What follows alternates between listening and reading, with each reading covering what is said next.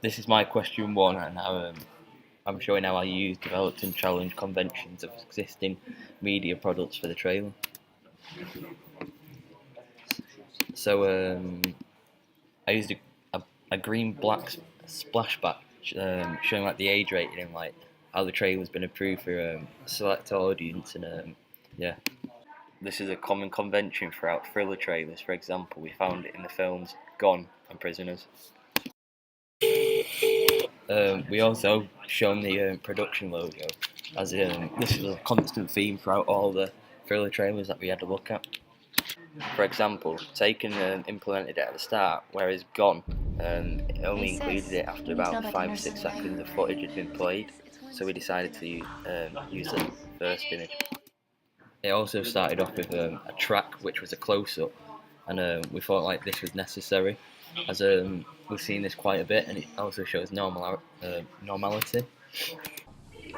We took some inspiration from the film Girl on the Train, which started off with a really close-up. However, we decided to develop it a bit by also creating a close-up, but with a track as well.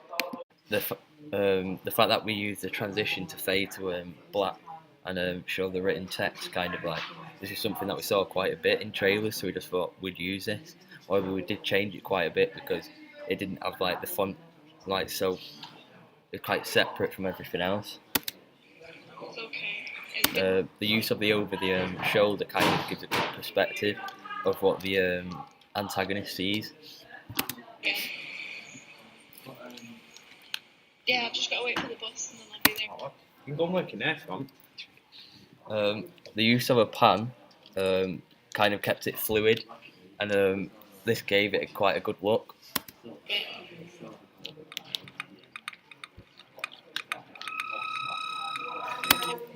The use of sound is quite important to us, as we thought if we start implementing sound now, it kind of builds up the tension and kind of lures to something. See ya. Bye. The fade to white kind of suggests that something happened, and maybe we can't completely recall the whole situation.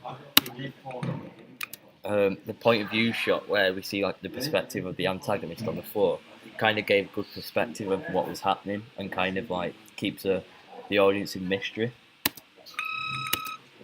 The extreme close-up of the nice kind of like suggests how there's quite a lot of violence throughout the trailer, and feels quite appropriate for an age 15 trailer.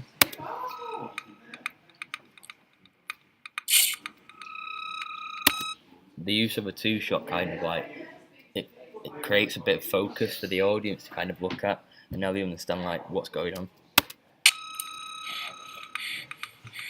What do you want?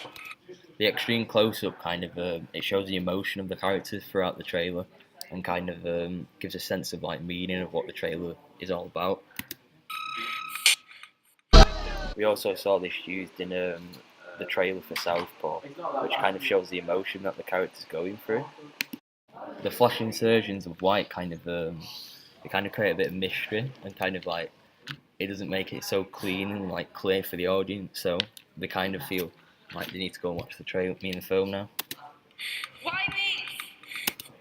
The use of the point of view shot of the antagonist is kind of like creates a mystery of who it actually is, and like give the audience some kind of like tension. We developed this by using flashes of white instead of using black, and yeah. Why are you doing this? We also use the over the shoulder to kind of like give the viewers a better understanding of what they're looking at, and kind of like the emotions that the protagonist is going through right now. Just let me go! Please! Stop! The mini montage that we just used then was we felt like this was appropriate, so it kind of saves time and like the audience is kept like focused.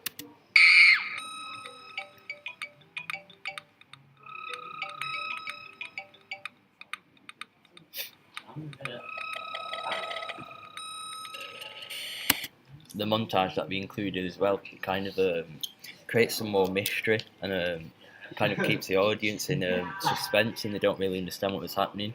So this is a common used technique to kind of like bring the audience to kind of come and watch the actual film.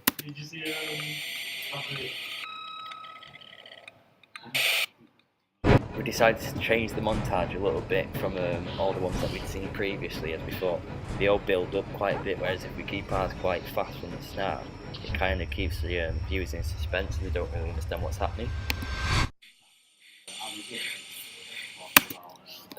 We decided to implement the title towards the end so the audience know what they're watching, and yeah. We also added the release date, because this is something that we saw quite a bit throughout all the trailers that we watched. The credits as well were quite important to all the other films, and we made ourselves a website, so we kind of thought this would make it look more professional.